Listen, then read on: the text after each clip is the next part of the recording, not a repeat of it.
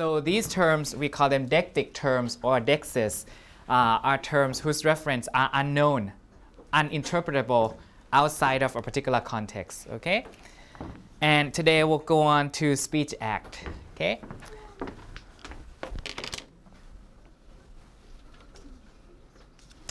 So let's refresh our memory. Let's see. We studied 4 types of dexes, right? Temporal dexes, deictic words that have to do with time. Temporal is time. Demonstrative have to do with the distance. Is it far or close to the speaker, right? This and these are 2 terms that indicate reference that are close to the speaker, okay? And that and those are things that are far away from the speaker. Spatial terms have to do with space and movement, right?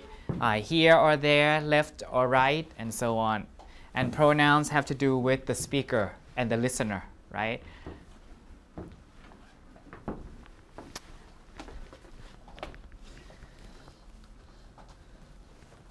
Before we move on, could we do some practice exercises on the deictic? Last week I gave out the handout. Remember when we practice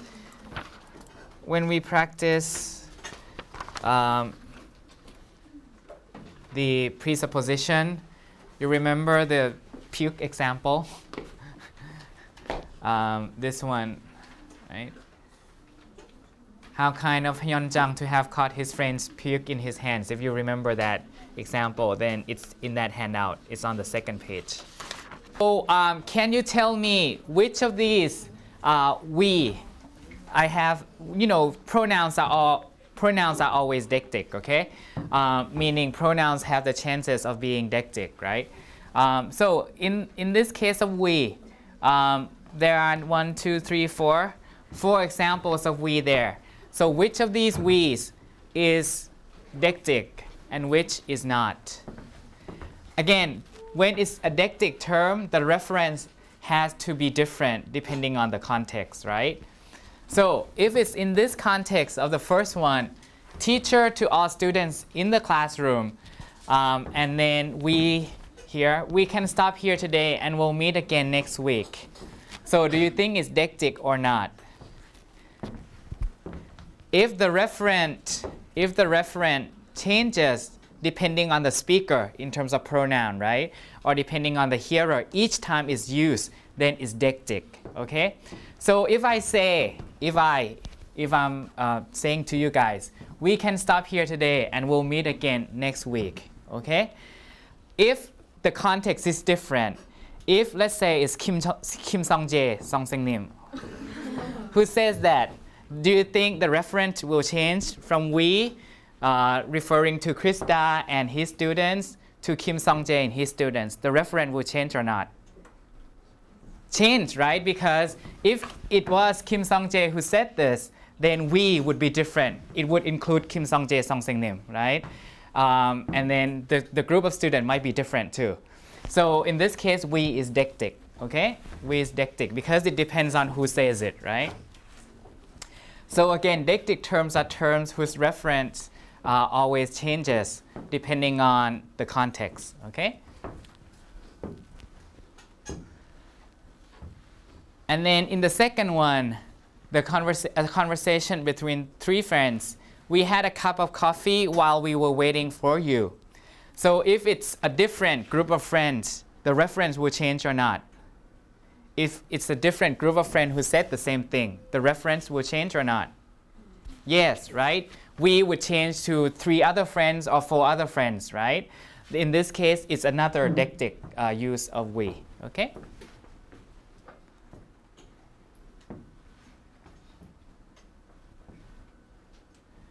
And you know that there are 2 kinds of we, right? The exclusive we or the inclusive we, right? So the inclusive would include the speaker and the hearer, and the exclusive will exclude either the hearer or the listener or the speaker.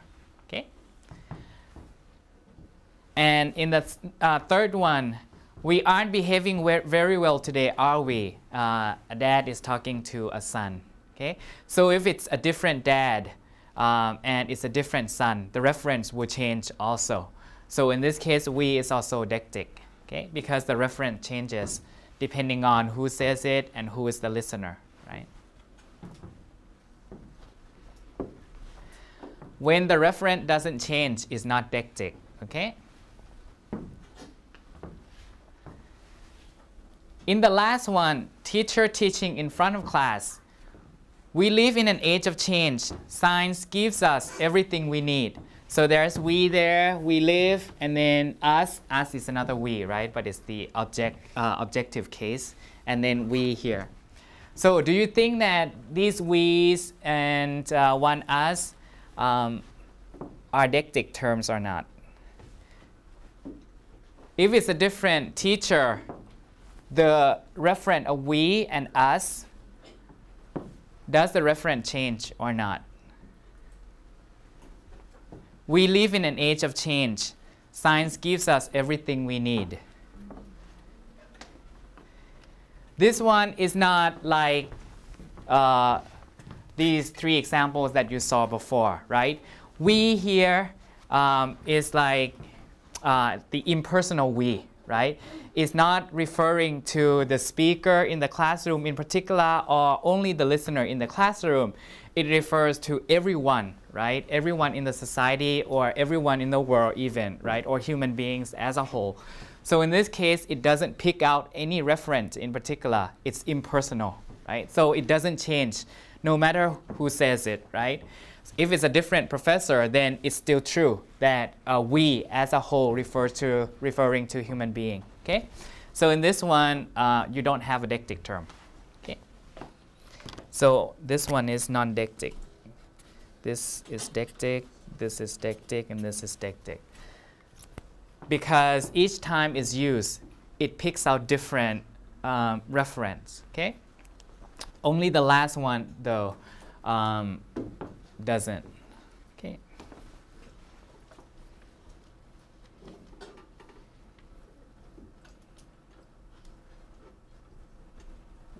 So, can you think of,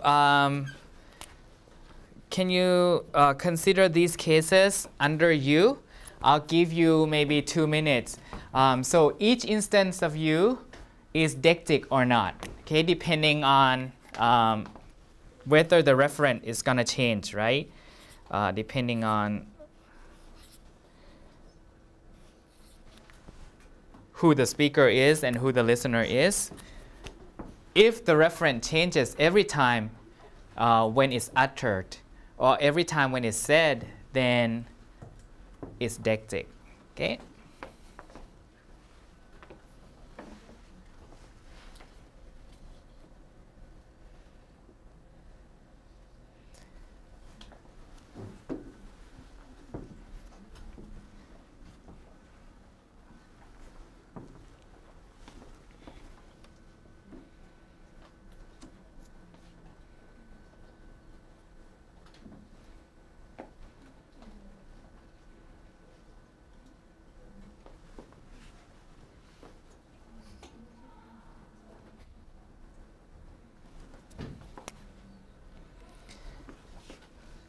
Do you remember there is a use of you where we call the wisdom you, kind of like wisdom or impersonal you, if you remember that we talked about last time. You here doesn't pick out anyone in particular, right? But it refers to like everyone as a whole, like money cannot buy you love. Remember that example that we looked at last time? Money can't buy you love. Can't buy you love. Here, you doesn't pick out anyone in particular, but it means money cannot buy anyone love, like that. So it's impersonal. It doesn't pick out any reference in particular, and the reference doesn't change no matter who says it, right? So this is non-deictic. This is non-deictic. because the referent doesn't change. Okay. So in which of these U's, okay, or in which of these sentences the U is deictic and the U is not deictic? So it depends on whether the referent changes or not, right?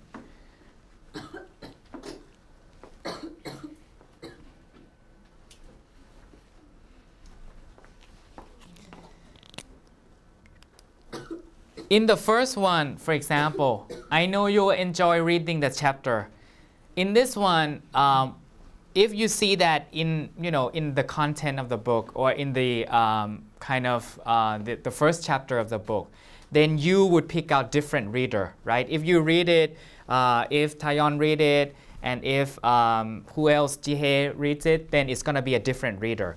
So in this case, the referent changes, so it's deictic.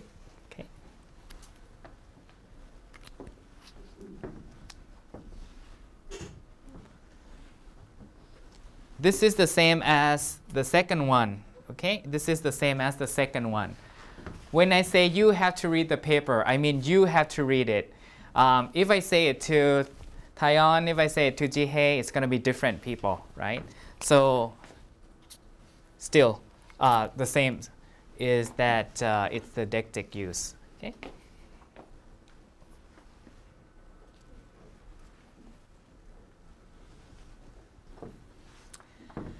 But in the third one, it can be non-deictic, just like this, right? Money can buy you happiness.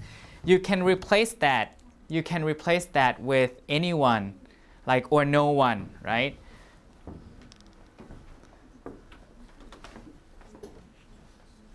Like no one knows whether to read every chapter or skip one or two, right? So this one is non-deictic because it's like an impersonal use or the wisdom use, right?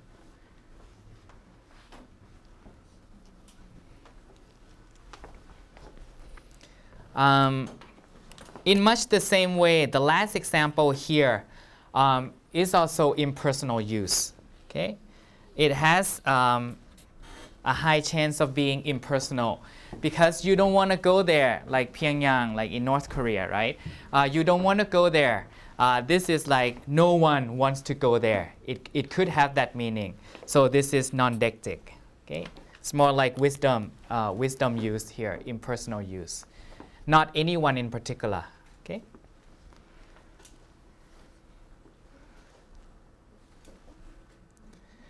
And the reason why people use the word you to refer to no one in particular is because they want to expand. They want to expand the universality of that statement. Okay?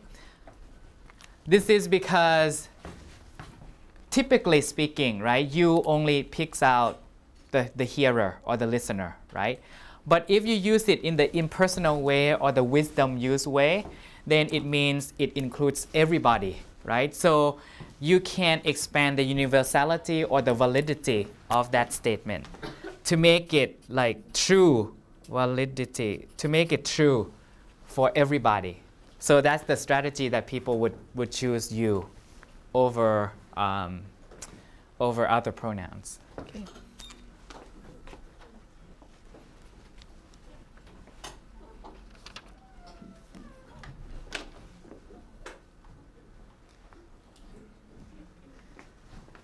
Okay, so far so good.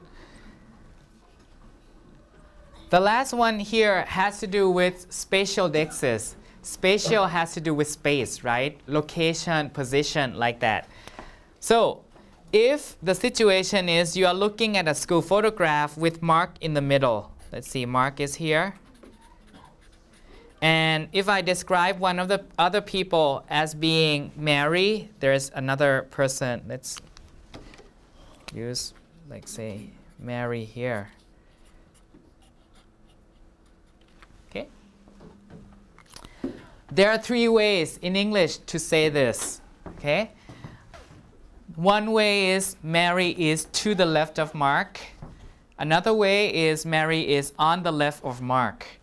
And the last one is Mary is on Mark's left. There are 3 different ways that you can say that in English. But maybe this is difficult for you, but depending on which preposition you use and also what noun phrase you use, some of these are deictic and some are not deictic. Okay, so which one is deictic and which one is not deictic? The one that's not deictic meaning it doesn't pick out a different reference. Okay, it doesn't depend on the context. This third one is definitely not deictic. Mary is on Mark's left. In this one, you use Mark's left here. Oh, actually, in that case, Mary has to be that side. So Mary has to be on that side. Mary. So for the third one, there's only one interpretation possible, which is Mary is on Mark's left. So this one is not deictic because you use Mark. You use Mark as the kind of the center of attention. Okay, so Mark is at the center, and only to his left is Mary. Okay, so this one you take Mark as the center. So the referent cannot change because he is the center of everything. Okay? But in the first one, Mary is to the left of Mark. The word to here could be interpreted 2 ways. Could be interpreted from your point of view, from the speaker point of view. So Mary could be this in this location or in that location, depending on whose perspective it is. If it's your perspective, if it's the speaker perspective, then left of Mark is here. Okay? If it's my perspective, Mary is to the left of Mark, is here because it's my left. Okay? So it depends on whose perspective it is. If it's my perspective, the speaker perspective, Mary is going to be here because left is here. My left is there. But if it's Mark's perspective, Mary is going to be on the other side. So when you use the preposition to here, it could be interpreted 2 ways, depending on what you take as the center of attention. If you take yourself, the speaker, then left is definitely a different location from Mark's left. Okay? But in the third one, again, it's non-deictic because you can only take Mark as the center of attention. You cannot take the speaker because the preposition on and Mark's left here, the possessive, both of these tell you that it's Mark that is being marked as the center of attention. So the first one is deictic depending on whose perspective you interpret the word to. Okay? The second one could be both. The second one could be both. Because the preposition on could be either interpreted either 3 or 1. So all of them are grammatical, okay? But if you want to take Mark as the center of attention without any kind of ambiguity, without any kind of misinterpretation, you have to say number 3. But if you want to convey that it's from your perspective, maybe you want to choose 1 like that, or 2. Okay?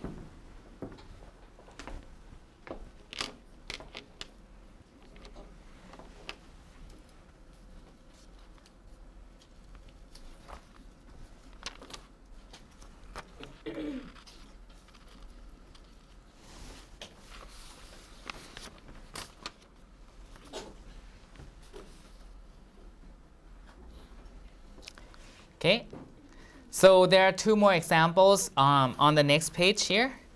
We'll just go over these 2 examples before we go on. Okay. This one has to do with temporal deixis, right? The words that have to do with time.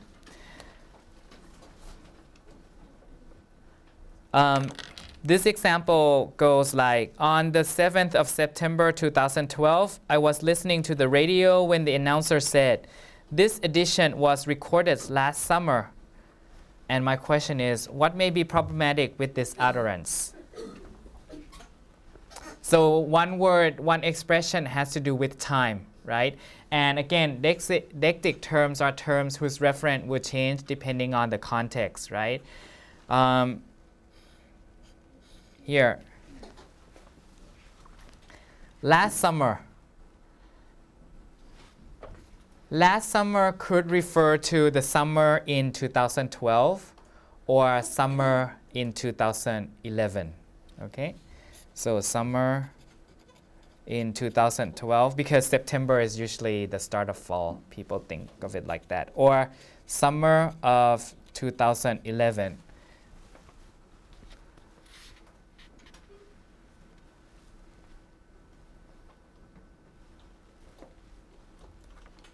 So we don't know, right? It could be one of these two possibilities. So again, terms like here, there, yesterday, today, like that, these are terms that, that change the referent depending on who say it and when it was said. Okay?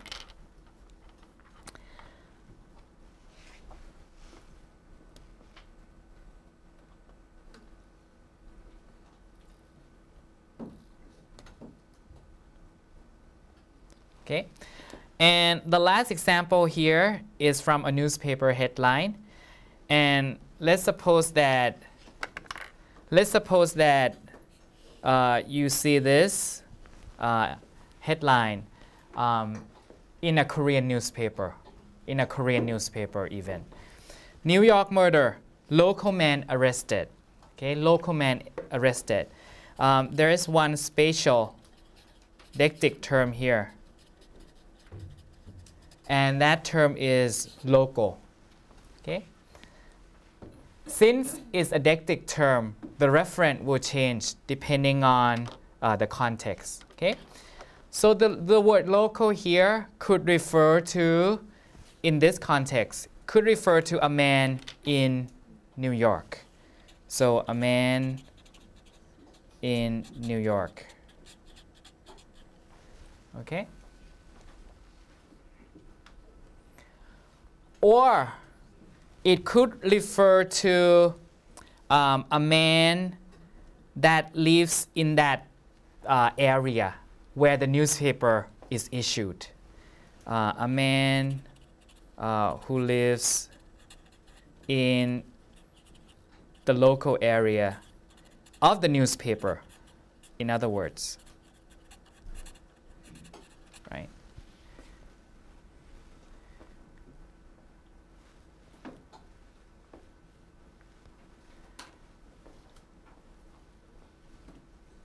If you read this newspaper, this headline in maybe Kansas City, then it could be a man from Kansas City rather than a man from New York, like that, right? So it depends on where that newspaper is, right? So local could refer to a man that is local to New York, native to New York, or a man who lives in the local area where the newspaper is printed, like that.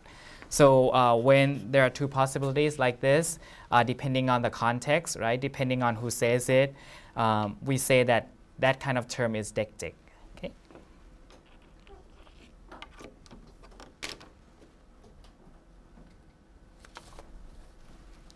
So that's for what we call deictic, how context can determine the meaning of an expression or of an utterance. Okay?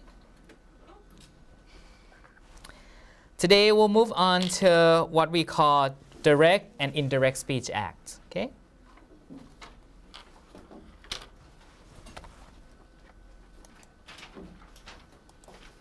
So coming back to this PowerPoint here,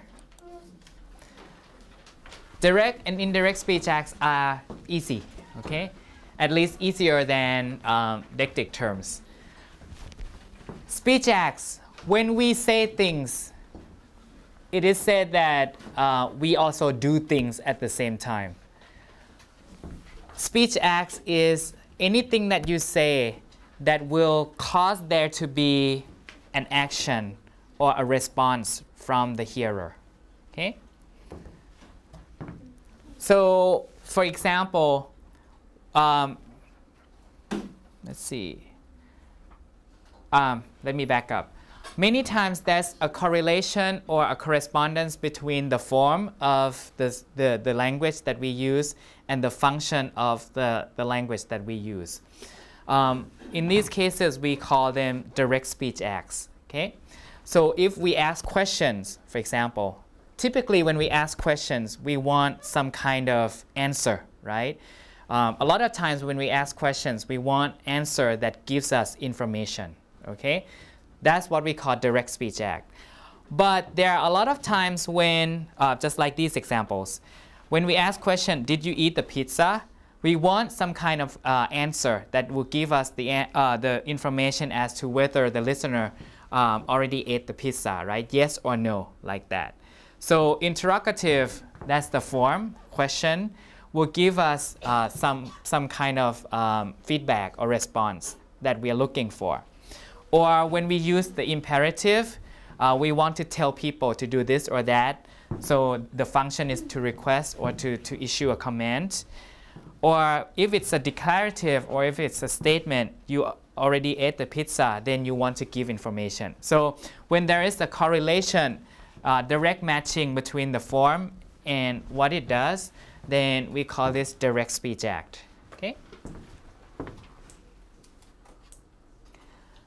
Now, there are many times, though, when the form and the function do not go together. Okay? An example is this one. Somewhere in Itaewon, and let's say that you are walking in Itaewon, right? A stranger asks you this question. Do you know where the Hamilton Hotel is? That's like the landmark, right, in that area. And you say, yes, go straight along this street, turn left at the intersection, and walk about 100 meters, you can't miss it. Look at the form here. It's a question, right? The question is asking you about whether you know or you don't know. But look at your reply. Your reply is just giving him information without him asking for it directly. Okay? So question here functions as a request, right? Rather than just to seek the information as to you know or you don't know. So we call this indirect speech act. Okay? Or this example is also the same thing. If you are at home and you are about to head out the door and you tell your mom, I'm going out with a friend today. And she asks you this question, have you cleaned your room yet? Like that. This is not just a question. It could be a request, a recommendation, or a command to have you do this before you head out the door. So it's not just only a question that asks you whether you have or you have not, right? So in this case, then we call it an indirect speech act. Okay?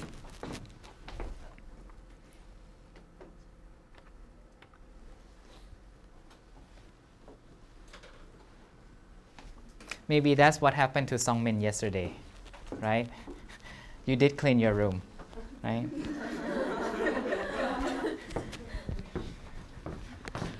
So we can say that there are three basic types of meaning here: locutionary, illocutionary, and perlocutionary. Okay? So you notice that every word has that locutionary stem in it. So locutionary act or locutionary force is the literal meaning of that sentence. Okay, the literal meaning. The illocutionary is the real meaning, the intended meaning. Okay?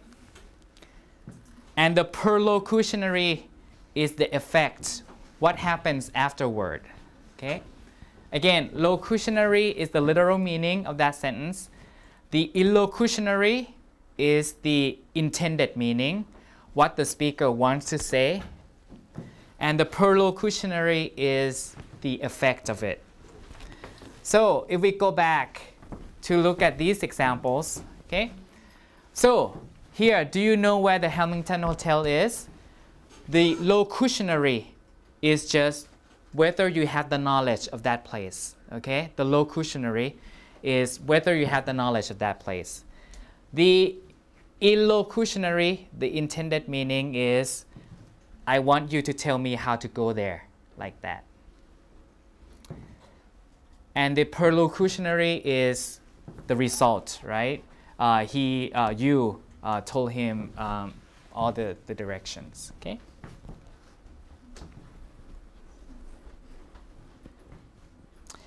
Or in example 2, the locutionary is whether Sungmin have cleaned his room, okay, or not. The illocutionary is please clean your room today, like that, before you go out, like that. And the perlocutionary is he cleaned his room yesterday and he posted his room picture on Facebook.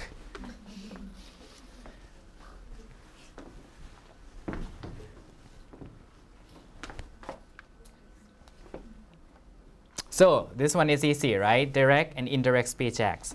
So many times we have indirect speech acts, okay? So it has to do with the intended meaning of the speaker, okay?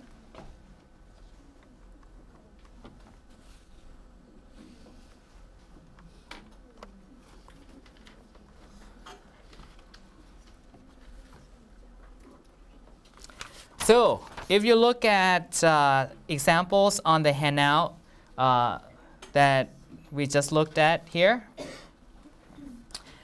there are maybe 4 examples of direct and indirect speech acts.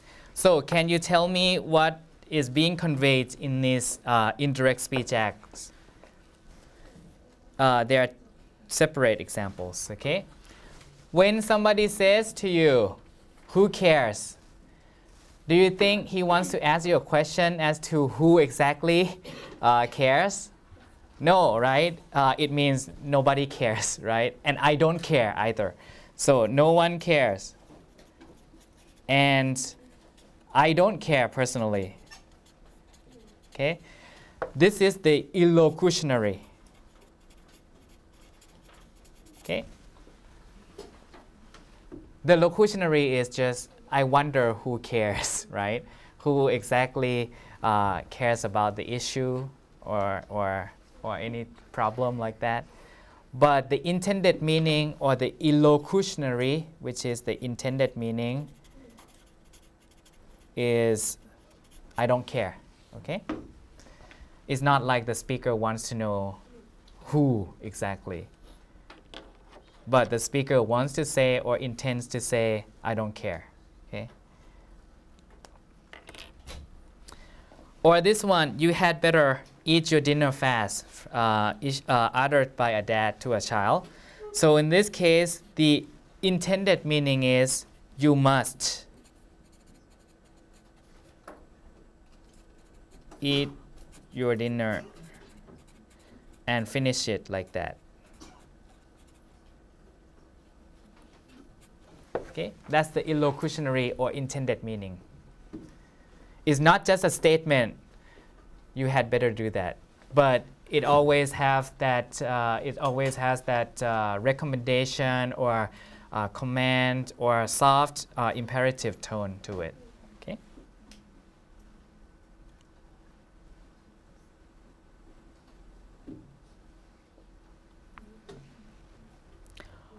Or in the third example, at a subway station, and if somebody just gives you an indirect question, I wonder when the train leaves. It's not just about his thought. It's not just about what he wonders, right? But actually it's an indirect question, right? Can you tell me, or please tell me when the train leaves? That's the illocutionary meaning, or the intended meaning. Please tell me when the train leaves, like that. So that's a more direct way to say it.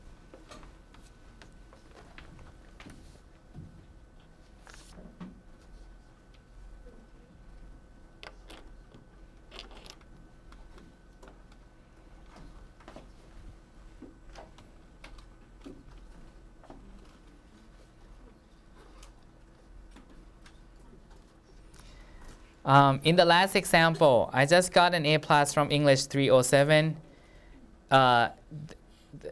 There can be a situation when B would say, yeah, right, like that. So in this case, it's kind of ironic, or it suggests that he doesn't believe that, okay? I don't believe you, like that. So that's the illocutionary meaning.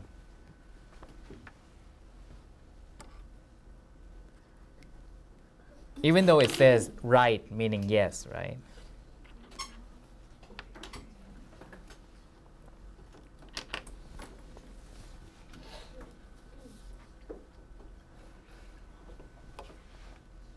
So this one should not be problematic to you guys, okay? Direct and indirect.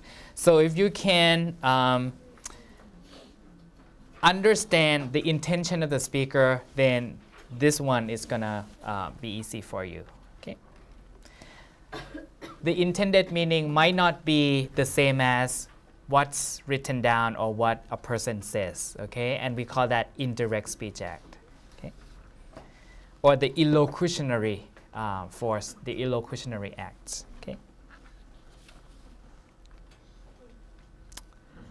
So let's go on to the last topic, which is this, conversational rules. And conversational rules have to do with indirect and direct speech acts, okay?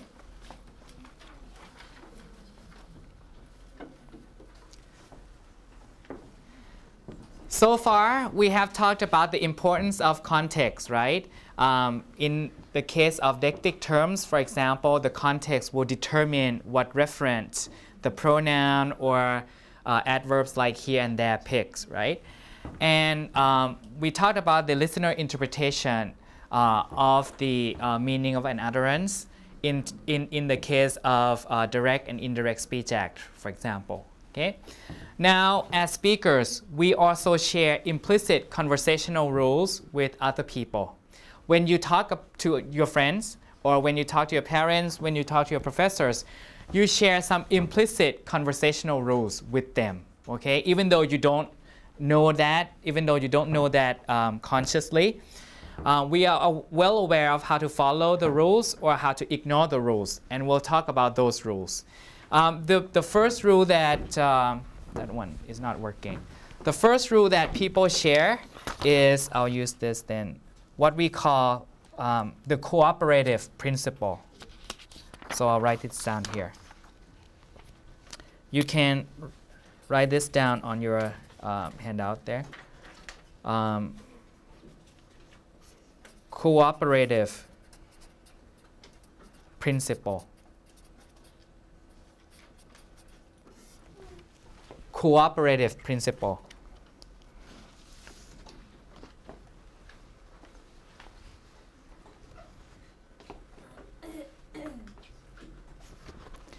And that principle says that just be helpful and informative as much as you can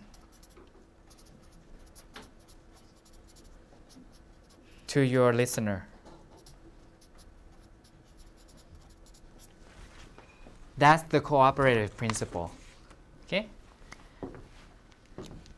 This is what we hold implicitly, even though you don't know it, right? And this is what we do in most cases when we talk to people. We have to cooperate. Cooperate is to share cooperation with the people, right? So we have to be cooperative with other people. And the cooperative principle says that you just have to be helpful and informative as much as you can to your listener, okay? In other words, if he asks you a question, you gotta help him answer the question. Give him enough information like that. And cooperate in the conversation like that. Not ignoring that person. Listening to him with attention like that, okay? That's what we hold on to, right, when we interact with people.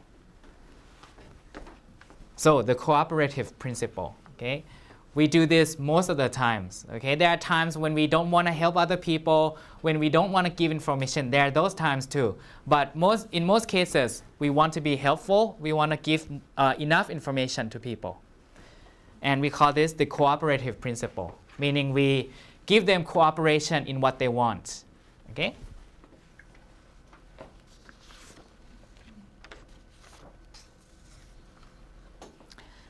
Okay, now I'll come back to the slide here. Grice, now you might have heard of this guy, Paul Grice. He's a logician, and he describes the rules that we follow, the conversational rules that we follow, and he called those rules maxims, okay, maxims of conversation. The cooperative principle that I just mentioned, right, has these maxims under the cooperative principle, okay? So the cooperative principle says that we have to cooperate with the listener or with other people, right? And these maxims or these rules of conversation are under that cooperative principle. So the cooperative principle is like the big rule. And there are different maxims or different rules under that cooperative principle. And you have 4 rules in conversation that people usually follow. Maxim of quantity, maxim of quality, maxim of relevance, and maxim of manner. You can call these maxims or rules. Rule of quantity, rule of quality, rule of relevance, and rule of manner. Okay? These are under the cooperative principle.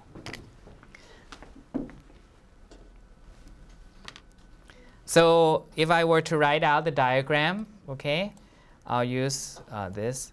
So the cooperative principle that we talked about, we have to be informative to people. We have to help other people. So there are 4 rules under the cooperative principle. So this is like the big rule. And there are 4 rules under this, okay? The first one is the rule of quantity, like that. Quantity, quality, relevance, and manner, like that. So under the cooperative principle. Let's see. The cooperative principle like this. Okay. So these rules help you to cooperate with other people like that. So this is just like the umbrella term. The cooperative principle is the overarching, the main rule that consists of 3 little rules like that, okay? To help us cooperate with people, to help us help other people, to help us give information to other people, like that. And I'll explain what each rule is in a minute. So it has like these 4 rules under. Okay.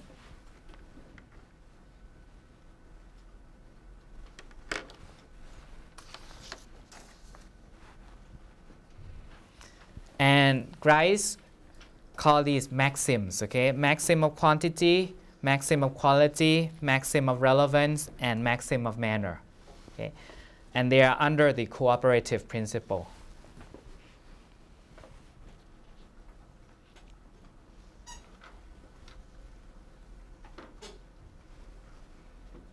Okay, finished?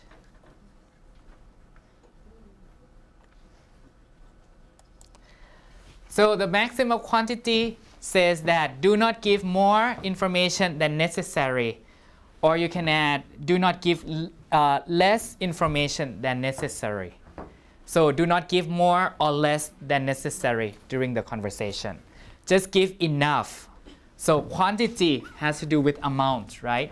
So we should, in cooperating with people, just give him or her enough information, not more or not less. More is not good, right? Because it's not useful. And less is not good because it's not useful or is not helpful. So just give enough information, right? Quantity has to do with amount, okay? And next one, maximum quality. It has to do with quality is the state of that information, whether it's right or wrong, right? This principle or this maxim says, do not give wrong information or information that you have no evidence for, right? So when you talk to people, we should give only things that we have evidence for, things that we are sure about, right? And do not give them wrong information, right? Do not lie to them, in other words, okay? Give them right information, give them information that you have evidence for, okay? That has to do with quality of the information. This is to help us cooperate with other people, right? Nobody wants wrong information. Nobody wants information that has no backup, right? No support, right? That's common sense. Next one is maxim of relevance. So say things that are relevant. Don't go off the topic like that. Say things in a straightforward way, okay? Don't go off topic, only relevant things.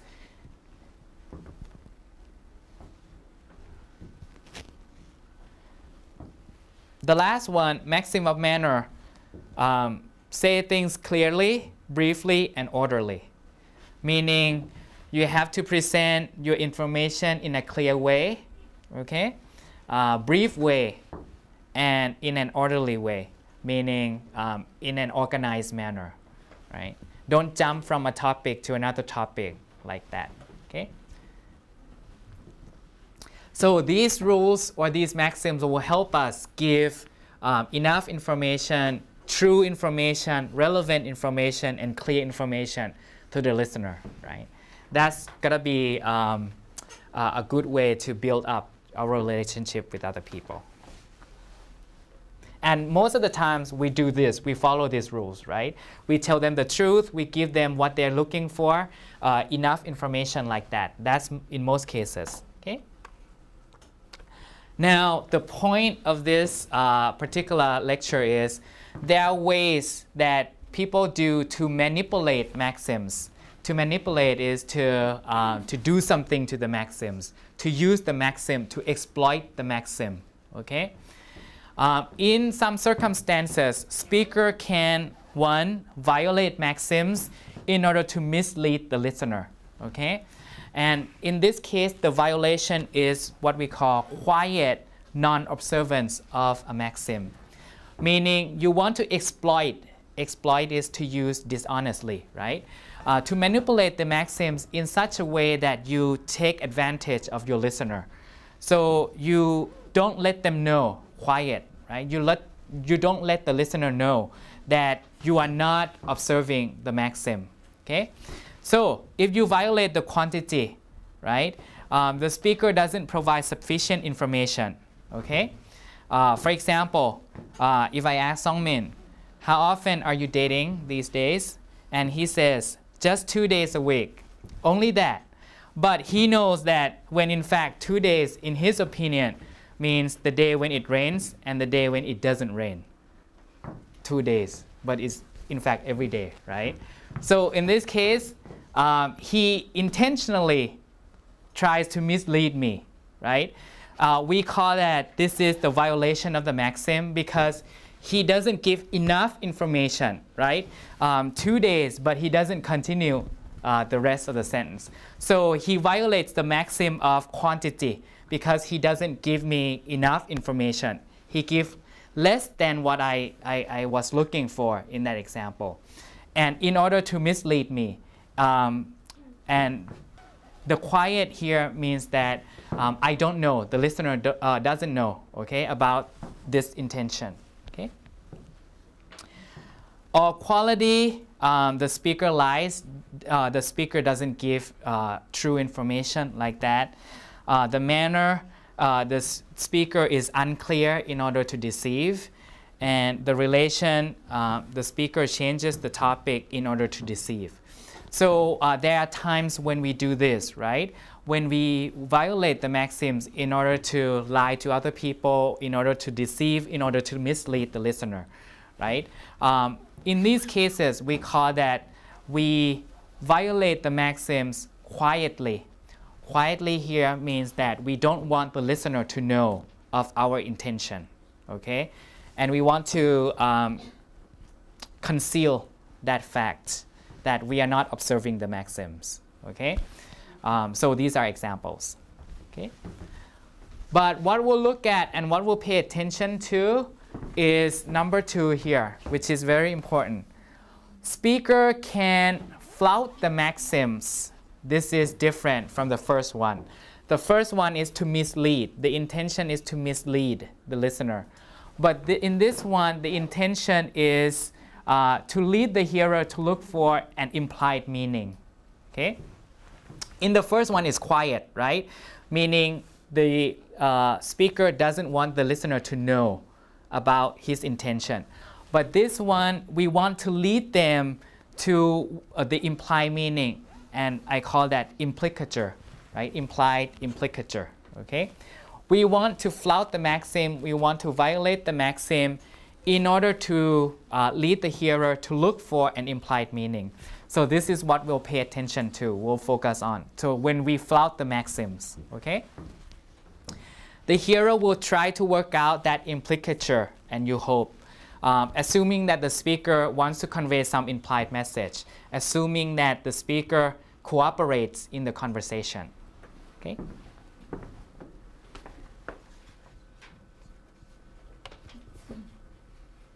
So an example is this one. If you flout or if you violate the maxim of relevance, okay? When you violate the maxim of relevance, you give an irrelevant answer, okay? When you flout, you violate the maxim of relevance. And the result is you give an irrelevant answer. John, do you have your bike? John asks, do you have your bike with you? And Mary says, I walked in today.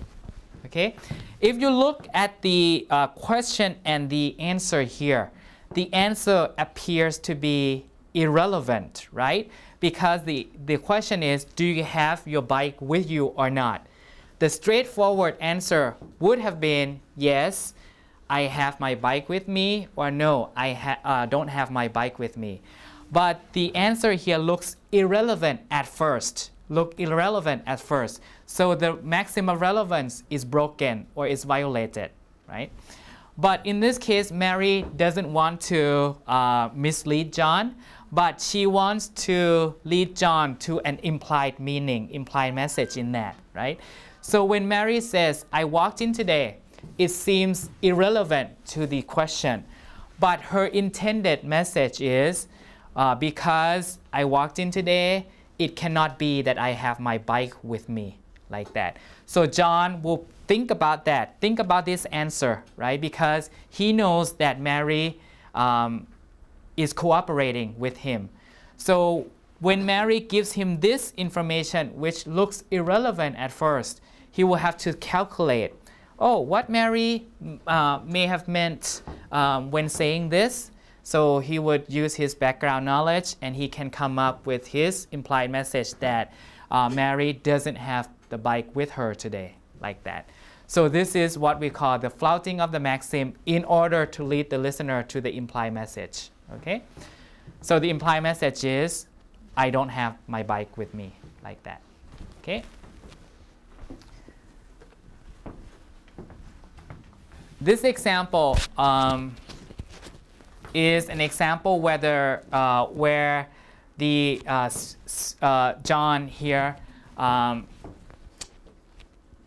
where Mary violates the maxim of quantity, okay, in order to lead John, the listener, to the implied message, okay?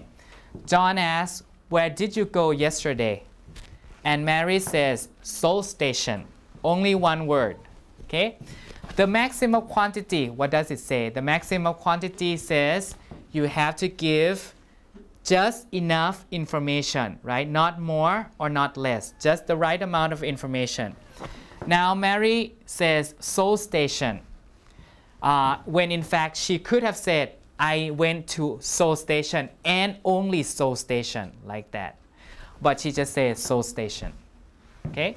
So she may have said less than what is appropriate. Okay? So in this case, John will have to think that when Mary says only Seoul Station, she must have meant Seoul Station and only Seoul Station, like that. Okay? So John will think and calculate this and assume that Seoul Station is the only place where Mary went yesterday. Okay? Where Mary went to yesterday. Okay? No more than that. No more than that, because this is what Mary gave as her response. So if in fact John later discovered that Mary took the train at Seoul Station and went to Busan to spend a day shopping and then came back, then this wouldn't be the flouting of the maxim. That would be partially lying, just like partially deceiving. Okay? So when you give this much information, only this, rather than I only went to Seoul Station, right? John must have thought that this is the only place she went to, like that, because he assumes that Mary is following the maxim. Okay? Or this one is the case of the maxim of manner that is being violated. John asks, how was the professor? Mary says, the professor came in and the students left. She is being unclear in her answer. She's being relevant though, right? John asks about the professor and she says something about the professor. It's relevant. So the maxim of relevant is good there. But the maxim of manner, she's not clear in her answer, right? She could have said the professor sucked or something like that, right? She could have said that, but she was not clear. So instead she gave this answer, right? So we say that she flouts or she violates the maxim of manner by being unclear, right? Violate the maxim of manner by being unclear in order to lead John to the implied message that the professor sucked, like that. Okay? So in this case, you can guess, and John has to guess what implied message Mary has in her mind, right? So the implied message is the professor was bad, like that. Okay? And by saying like the professor came in and the student left, the two clauses are joined by and, right? The first clause happens before the second clause. Is like the second clause is the result of the first clause. So that's what's implied. Okay? The last one is the maximum quality flouted, okay, being flouted. If John says, I'm going to fail this class, and Mary says back to John, sure, just like you fail every course you take. And if Mary knows that John has A's meaning get an A, every class so far, that's just kind of an ironic answer, right? Or a sarcastic answer that Mary gives to John, right? In this case, the maximum quality is being flouted because the maximum quality says that you have to say true information, right? Say only what you believe is true. But Mary doesn't believe this herself. She is being sarcastic, right? But by being sarcastic, she could lead John to the implied message that, you know, don't worry, you're not gonna fail this class because I know that you have aced all the classes you have taken, like that. So Mary is flouting the maximum quality in order to lead John know that you don't have to worry or you are overstating, you are overacting, like that. You are over worried about the exam, like that. Okay?